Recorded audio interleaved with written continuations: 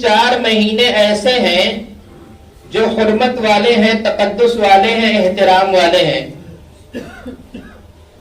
فَلَا تَظْلِمُوا فِيهِنَّ أَنفُسَكُمْ، لہذا تم اپنے نفسوں پر ظلم و زیادتی نہ کرو. اور اسی طریقے سے حدیث جو پڑھی گئی ہے اس میں توضیح ہے کہ یہ 4 مہینے کون کون سے ہیں.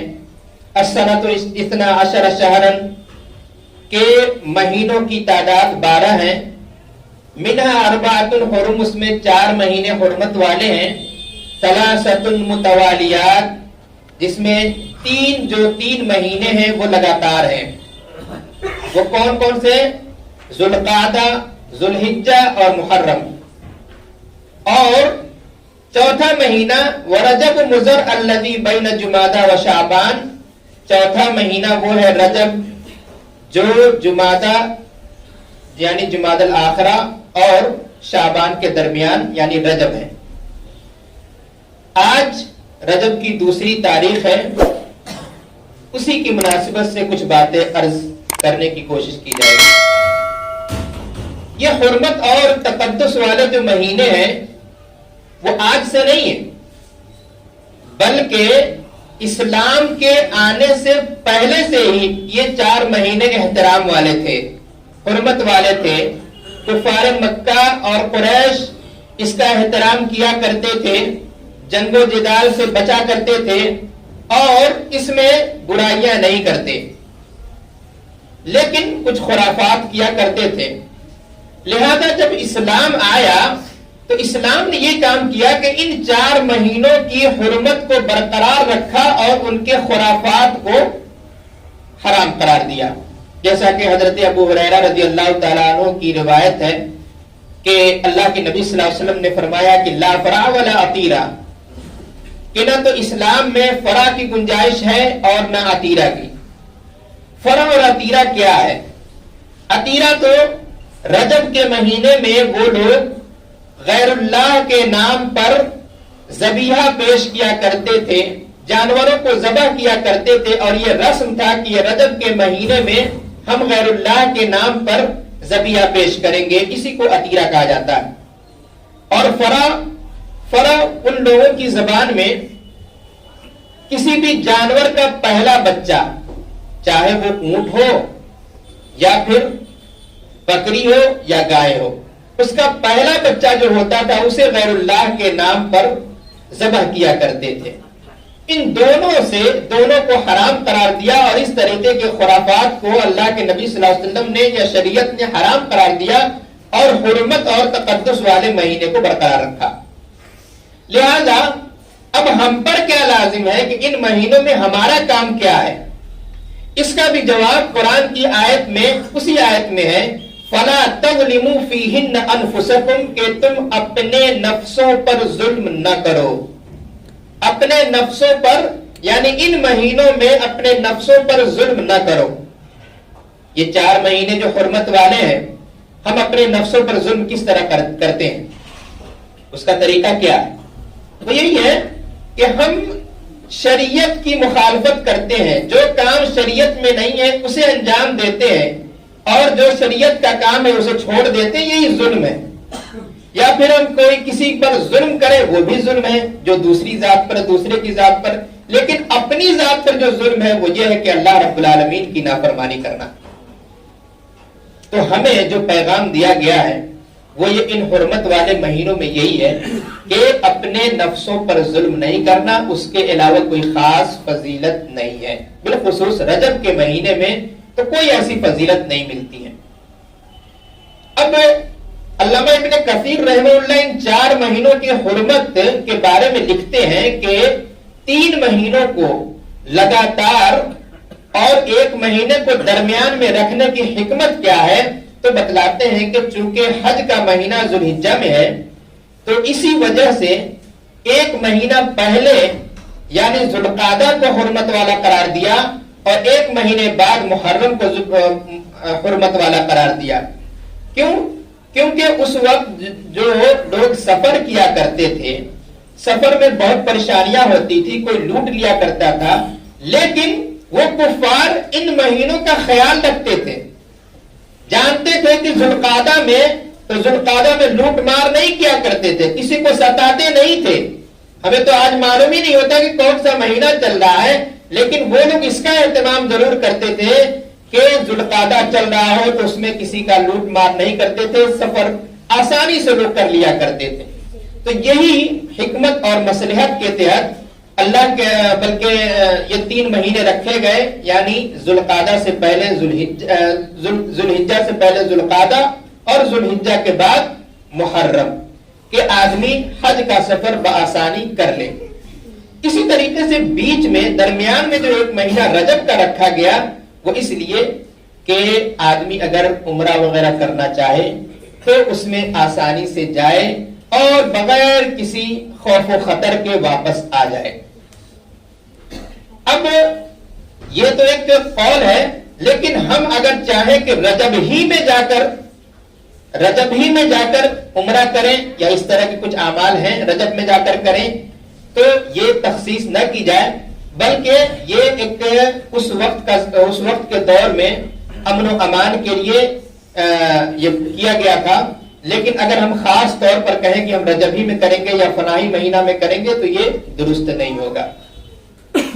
افسوس کی بات یہ ہے کہ ان مہینوں میں ہم نے خرافات کے کچھ چیزیں، بدعات کی کچھ چیزیں ایجاد کر لی ہیں، خرافات کی چیزیں ہم نے ایجاد کر لی ہیں اور اس کو انجام دیتے ہیں، بلکہ ہم فرائض کو چھوڑ چھاڑ کر بدعات کی طرف ملوث ہو گئے ہیں، بدعات کی طرف چلے گئے ہیں اور اسے شوق سے کرتے ہیں۔ حالانکہ بدعت کی بڑی سنگین بدعت کے بارے میں اللہ کے رسول صلی اللہ علیہ وسلم ہر خطبے میں یہی کہا کرتے تھے، اما بعد فإن خیر الحدیث کتاب اللہ، کہ سب سے بہترین بات جو ہے وہ اللہ کی کتاب ہے۔ فإن خیر الحدیث کتاب اللہ وخیر الہدی ہدی محمد صلی اللہ علیہ وسلم، اور سب سے بہترین طریقہ، بہترین راستہ اللہ کے نبی صلی اللہ علیہ وسلم، محمد صلی اللہ علیہ وسلم کا راستہ۔ وَكُلُّ مُحْدَثَةٍ بِدْعَةٍ، اور ہر نئی چیز بدعت ہے۔ وَكُلُّ بِدْعَةٍ ضَلَالَةٍ، ہر نئی چیز، ہر بدعت گمراہی ہے، اور ہر گمراہی جہنم میں لے جانے والی ہے۔ اور ہم لوگ بدعت کو بہت ہی شوق سے کرتے ہیں، فرض کو بالائے طاق رکھ کر بدعت کو کرتے ہیں اور ہمیں ذرہ برابر بھی پرواہ نہیں ہوتی، جبکہ اس کی اہمیت آپ اسی سے لگا سکتے ہیں کہ اللہ کے نبی صلی اللہ علیہ وسلم ہر خطبے میں یہ کہا کرتے تھے کہ ہر بدعت گمراہی ہے اور گمراہی جہنم میں لے جانے والی۔ بدعت کیا ہے اس کو موٹے الفاظ میں اتنا سمجھ لیں کہ جو نصوص شریعت سے ثابت نہ ہو اور اسے ہم ثواب کی نیت سے کر رہے ہوں، یا پھر اور آسان زبان میں سمجھے کہ وہ عمل، ایسا عمل جس پر اللہ کے نبی صلی اللہ علیہ وسلم کی مہر نہ لگی ہو اور اسے ہم انجام دے رہے ہیں۔ کیونکہ عمل کی قبولیت کے لیے جو شرائط ہیں ان میں سے ایک اہم شرط یہ ہے کہ وہ جس پر اللہ کے نبی صلی اللہ علیہ وسلم کا طریقہ ہو، اللہ کے نبی صلی اللہ علیہ وسلم کا عمل نہ ہو، طریقہ نہ ہو یا سنت نہ ہو تو وہ عمل رائے گاہ ہے، برباد ہے۔ تو آئیے ہم رجب کے مہینے میں ایجاد کردہ کچھ بدعات کی طرف دیکھتے ہیں، صرف 2 باتیں، بقیہ بات انشاءاللہ کبھی اور کریں گے۔ ایک ہے کہ صلاۃ الرغائب نام کی ایک عبادت ہے جو ایجاد کر لیا گیا ہے اور اسے بہت ہی شوق سے لوگ پڑھتے ہیں، بلکہ کچھ لوگ کل پڑھے بھی ہوں گے، کیونکہ اس کا جو دن ہے رجب کے پہلے جمعرات کو، اور پہلا جمعرات کل ہی تھا۔ اگر کسی کو معلوم رہا ہو کہ رجب کی تاریخ شروع ہو گئی ہے تو کل پہلا جمعرات تھا، یا اگر نہیں معلوم تو ممکن ہے کہ آئندہ جمعرات کو لوگ شمار کریں۔ اس میں ایک خاص طریقے کی عبادت لوگوں نے ایجاد کر لی ہے، وہ کیا ہے کہ جو آدمی جمعرات کے دن اس دن روزہ رکھے گا اور پھر مغرب اور عشاء کے درمیان میں 12 رکعت نماز پڑھے گا، لیکن 12 رکعت پڑھنے کی کیفیت عجیب ہے، سنیے گا مذاق لگے گا۔ لوگ گڑھ لیتے ہیں لیکن وہ بالکل مضحکہ خیز ہو جاتا ہے. وہ طریقہ کیا ہے کہ آدمی ہر دو کر کے نماز پڑھے گا. وہ 12 سورہ فاتحہ پڑھے گا پہلی رکعت یا ہر رکعت میں. سورہ فاتحہ کے بعد 3 مرتبہ سورۃ القدر یعنی انا انزلناہ فی لیلۃ القدر پڑھے اور پھر ہر رکعت میں 7 مرتبہ قل هو اللہ احد پڑھے. اس طریقے سے 12 رکعت پوری کرے. یہ مکمل نماز گنتیوں پر ہے. آگے آئیے اگر اس کو کاؤنٹ کریں تو آرام سے ایک بہت ہی سپیڈ میں 80-70 کی سپیڈ میں اگر ہم پڑھیں تو 10 منٹ تو 2 رکعت میں لگنا چاہیے. اس اعتبار سے 1 گھنٹے کی نماز ہو جاتی ہے. اس کے بعد کا دیکھیے, اس کے بعد کیا کہتے ہیں کہ اس نماز کے فراغت کے بعد انسان اللہ رب العالمین سے دعا کرے گا اور اس سے پہلے 70 مرتبہ درود بھیجے گا. یعنی اللہ کے نبی صلی اللہ علیہ وسلم پر 70 مرتبہ درود بھیجے اور درود پڑھنے کے بعد پھر سجدے میں چلے جائے اور 70 مرتبہ سبوح قدوس رب الملائکۃ والروح پڑھے. پھر بیٹھے اور پھر ایک دعا ہے, ایک لمبی دعا مجھے یاد نہیں ہو سکی وہ دعا, اور اس کے بعد پھر سجدہ کرے اور اس کو بھی 70 مرتبہ پڑھے. یعنی سبوح قدوس رب الملائکۃ والروح کو 70 مرتبہ پڑھے. اور اس کے بعد کیا ہوگا کہ ایک آواز لگائے گا, آسمان سے آواز لگانے والا آواز لگائے گا کہ تمہارے سارے گناہ معاف کر دیے گئے, اب تم نئے سرے سے عمل کرو. تو بتائیے سننے میں بھی ایک عجیب سی کیفیت, یا عجیب لگ رہا ہے, مذاق لگ رہا ہے کہ پوری نماز کو گنتی پر قائم کر دیا ہے. آدمی نماز پڑھے گا یا گنتی کرے گا؟ اس طرح کی کوئی عبادت اللہ کے نبی صلی اللہ علیہ وسلم سے ثابت نہیں ہے. اور جب ثابت نہیں ہے آپ لاکھ وقت لگا دیجئے, لاکھ خشوع و خضوع کے ساتھ نماز پڑھیے, جب ثابت ہی نہیں ہے تو وہ نماز آپ کی ہوگی نہیں. اسی طریقے سے ایک روزہ بھی ایجاد کیا گیا ہے. روزہ ایجاد کیا وہ کس طرح کہ رجب کے مہینے میں آدمی اگر ایک روزہ رکھے گا 1000 سال کا ثواب ملے گا. 2 روزے رکھے گا تو 2000 سال کا ثواب ملے گا. 3 روزے رکھے گا تو 3000 سال کا ثواب ملے گا. اور 7 روزے رکھے گا تو اس کے لیے جہنم کے تمام دروازے بند کر دیے جائیں گے. اور اگر 8 روزے رکھے گا تو اس کے لیے جنت کے تمام دروازے کھول دیے جائیں گے اور کہیں گے کہ جس سے جانا چاہتے ہو چلے جاؤ. اور اگر 15 روزے رکھ لیا تو اس کی تمام برائیاں نیکیوں میں بدل دی جائیں گی. اور اس وقت بھی اللہ رب العالمین کی طرف سے ایک آواز لگانے والا آواز لگائے گا کہ تمہارے تمام گناہ معاف ہو چکے ہیں, تمہاری مغفرت کر دی گئی ہے, اب تم جو چاہو کرو. یہ عبادات ہے جس کا صحیح حدیث سے کوئی واسطہ نہیں, دور دور تک کا واسطہ نہیں ہے. اور اس طریقے کی عبادات کو لوگ بہت ہی دھوم دھام سے بیان کرتے ہیں, اس پر عمل کیا جاتا ہے. بتائیے کہ اتنی فضیلت والی چیزیں جب اللہ کے رسول صلی اللہ علیہ وسلم نے بتائی نہیں تو واقعی مذاق ہی لگے گا. ایک رات لیلۃ القدر ہے, اسے کہا گیا 1000 سال سے افضل ہے, 1000 راتوں سے افضل ہے. اس میں بھی تخصیص نہیں کیا گیا, لیکن یہاں تخصیص کیا جا رہا ہے کہ اتنی عبادت کرو گے تو یہ اجر ملنے والا ہے. بالکل مذاق ہے. اور اس کو اگر کوئی کر رہا ہو, سنت سمجھ کے کر رہا ہو, تو یقین جانیے کہ وہ بدعت کر رہا ہے. اور بدعت کے بارے میں یہ صریح حدیث ہے کہ بدعت گمراہی ہے اور گمراہی جہنم میں لے جانے والی. جب دین ہمارا مکمل ہو گیا ہے, الیوم اکملت لکم دینکم واتممت علیکم نعمتی ورضیت لکم الاسلام دینا, اللہ رب العالمین نے ارشاد فرما دیا, تو پھر ہمیں نئی چیز کے ایجاد کرنے کی کیا ضرورت ہے. اور اتمام کسے کہتے ہیں, مکمل کسے کہتے ہیں؟ مکمل اسے کہتے ہیں کہ اگر آپ گلاس میں فل پانی رکھ دیں, اگر اس کے اندر ایک قطرے کی بھی گنجائش ہو تو وہ بھرا ہوا گلاس نہیں ہے، وہ گویا بھرا ہوا گلاس نہیں ہے. بھرا ہوا گلاس اسی وقت مانا جائے گا جب ایک قطرہ آپ پانی ڈالیں اور وہ پانی باہر آ جائے.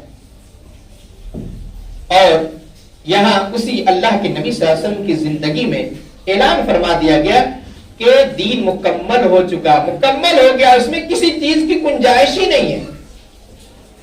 اگر ہم سنت رسول کو چن چن کر عمل کرنا شروع کر دیں تو ہمارے بس کی بات نہیں ہے. لیکن لوگ شارٹ کٹ استعمال کرتے ہیں. آپ کو اگر روزہ ہی رکھنا ہے تو کیوں نہیں اللہ کے رسول صلی اللہ علیہ وسلم کی سنت پر عمل کرتے ہوئے ہر مہینے کی 3 تاریخ 3 روزے رکھتے ہیں. ہر مہینے میں آپ 3 روزے رکھیں، یعنی 13، 14، 15 کو اللہ رب العالمین پورے سال کا ثواب دے گا. اللہ کے نبی صلی اللہ علیہ وسلم ہر جمعرات اور پیر کو روزہ رکھتے تھے، اس میں رکھیں. اللہ کے نبی صلی اللہ علیہ وسلم تہجد پڑھا کرتے تھے، وہ تہجد کی نماز پڑھیں. چاشت کی نماز پڑھتے تھے، وہ پڑھیں. تو وہ عبادت چونکہ ہمیں روزانہ کرنی ہوگی، اس لیے ہم اس سے راہ فرار اختیار کرتے ہیں اور شارٹ کٹ ایک دن کا معاملہ دیکھتے ہیں کہ ایک دن میں ہمیں جنت مل جائے. فرض نماز پڑھیں نہ پڑھیں، لیکن ہم اگر سن لیے کہ فلاں 1000 سال اور 3003 روزے رکھنے پر 3000 سال کے روزے کا ثواب مل رہا ہے تو اور کیا چاہیے. فرض ہم نہیں پڑھیں گے. اللہ رب العالمین کو فرض کی ضرورت ہے، پہلے ضرورت بلکہ ہے ہی نہیں، لیکن ہمیں جو حکم ملا ہے فرض کی ادائیگی کریں، اس کے بعد نفل. لیکن ہمارا معاملہ الٹا ہو گیا ہے. ہم اسی طریقے سے رمضان میں بھی دیکھ لیں، فرض نماز پڑھیں نہ پڑھیں لیکن تراویح میں بھیڑ لگاتے ہیں. 3 دن کی تراویح پڑھ کر ہم سمجھتے ہیں کہ ہم نے جنت کو خرید لیا. اسی طریقے سے اس طریقے کی عبادات کر کے ہم سوچتے ہیں کہ ہم نے اللہ پر احسان کر دیا. تو جان لیجئے کہ یہ ساری عبادتیں بیکار ہیں، رائگاں ہیں، کوئی کام آنے والا نہیں ہے. اللہ رب العالمین ہمیں اس طریقے کی بدعات اور خرافات سے مامون و محفوظ رکھے. کیونکہ سنت اصل چیز ہے، اور جو ہمیں جو 2 چیزیں ملی ہیں قرآن اور حدیث، اس پر عمل کریں. تلاش کریں کہ کوئی عمل چھوٹا ہی عمل کیوں نہ ہو، اس عمل کے لیے آپ تحقیق کرنے کی کوشش کریں. چاہے کتنا ہی نیک اور پارسا انسان آپ کو یہ بتلا دے کہ فلاں عمل کرو گے جنت میں چلے جاؤ گے، آپ اس سے سوال تو کر سکتے ہیں کہ یہ بتائیے کہ یہ جنت کا جو ٹکٹ آپ دے رہے ہیں یہ اللہ کے رسول نے دیا یا آپ کی طرف سے ہے، یا کسی امام یا کسی بڑے عالم کی طرف سے ہے؟ اگر اللہ کے رسول صلی اللہ علیہ وسلم کی طرف سے ہے تو ہم آمنا و صدقنا، ہم اسے قبول کرتے ہیں. اگر اللہ کے رسول صلی اللہ علیہ وسلم کی جانب سے نہیں ہے تو پھر ہم چاہے کتنا ہی بڑا عالم کیوں نہ ہو، ہم ان کی بات کو نہیں لے سکتے. کیونکہ ہمیں 2 چیزوں کی تعلیم دی گئی ہے کہ ہمیں قرآن کو لینا ہے، حدیث کو لینا ہے. قرآن و حدیث میں اگر نہیں ہے تو ہم نہیں لیں گے، کیونکہ یہی ہمیں اسی چیز کا حکم دیا گیا ہے. اور اس کے علاوہ ساری خرافات، بلکہ مجھے تعجب ہوتا ہے کہ لوگ اس کو گستاخی سمجھتے ہیں. سوال کرنے کو گستاخی یہ سمجھتے ہیں کہ ہم اگر امام صاحب سے سوال کر دیے تو گستاخ سمجھے جائیں گے. تعجب کی بات ہے بھائی، آپ دنیاوی چیز کو بلا تحقیق کے نہیں لیتے ہیں. آپ دودھ خریدنے جائیں یا تیل خریدنے جائیں یا کسی چیز کو دیکھتے ہیں کہ برانڈڈ ہے یا نہیں ہے، لیکن آپ شریعت کا کوئی عمل کرنا چاہتے ہیں اور اس کے تعلق سے تحقیق نہیں کریں گے تو اس سے تو دین سے بیزاری کی بو آتی ہے کہ آپ گویا دین سے بیزار ہیں اور دنیا طلبی آپ کے رگ و ریشے میں پیوست ہے. اسی لیے کیونکہ ہم دین کے معاملے میں جو کچھ کہہ دیا جاتا ہے اس پر عمل کر لیتے ہیں اور دنیاوی معاملے میں بالکل باریکی کے ساتھ تحقیق کرتے ہیں، اس کے بعد جا کر عمل کرتے ہیں. تو ایسا نہیں ہونا چاہیے، بلکہ جس طریقے سے آپ دنیاوی چیزوں کو صرف اپنی صحت کا خیال رکھنے کے لیے آپ برانڈڈ ہی چیز لیتے ہیں، کمپنی کی چیزیں لیتے ہیں، اسی طریقے سے آپ اپنی عبادت کو بھی سنوارنے کے لیے، جنت کو خریدنے کے لیے بھی آپ کے اعمال اچھے ہونے چاہیے، 1 نمبر کے ہونے چاہیے. 2 نمبر کا عمل کر کے بھی کوئی فائدہ نہیں، آپ کا وقت بھی ضائع ہوگا اور آپ کی انرجی بھی ختم ہوگی اور کوئی فائدہ بھی نہیں ہوگا. تو اس طرح ناکارہ کام کرنے سے کوئی فائدہ نہیں. اللہ رب العالمین ہمیں اس چیز سے بچائے اور سنت کا تابع بنائے. وآخر الدعوانا الحمدللہ.